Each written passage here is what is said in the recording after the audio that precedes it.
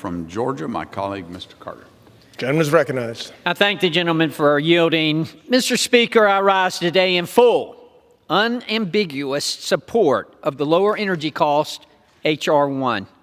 The Energy and Commerce Committee recently heard from David Hickman, a farmer, who described our current economy as, quote, the most perilous time for American agriculture.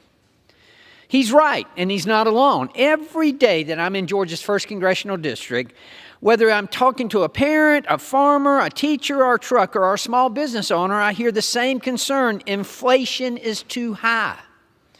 Everything from diesel to food is more expensive under this president who cannot stop himself from spending your money, stealing your retirement funds, and stomping on your small business. The average household is paying $10,000 more per year as a result of Biden's policies. What's worse is that pain is the point. On day one of his presidency, President Biden declared war on American energy and at breakneck speed ended American energy independence and killed thousands of jobs. What came next? Inflation, high interest rates, small business closing their doors, and even more inflation. When you plunge a knife into the heart of our economy, you can't be surprised when it begins bleeding out. Fortunately, House Republicans are stepping up and delivering solutions for the American people. H.R. 1 will increase American energy production, reform the permitting process for all industries, reverse this administration's anti-energy policies, streamline energy infrastructure, and boost the production and processing of critical minerals. That's a long-winded way of saying that this bill will make our energy sector more affordable, more efficient, and will create more jobs.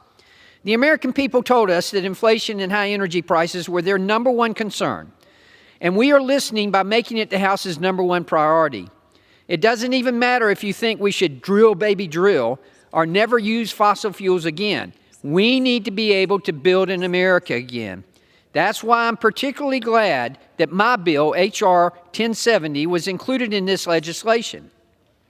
It will help bring necessary permitting reform and investment in America's critical mineral mining and processing. Right now, we rely almost entirely on China for critical minerals needed for batteries, smartphones, military technologies, and more. Simply put, this is not energy independence. We depend more on China than we have ever relied on OPEC or any other countries for oil.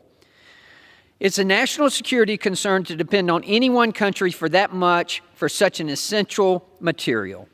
My district is one of the few places in America that mines critical minerals, and we are eager to bring more of this essential and valuable supply chain home. H.R. 1 is an important step, and I encourage all of my colleagues to vote in favor of this important legislation. Thank you, Mr. Speaker, and I yield back.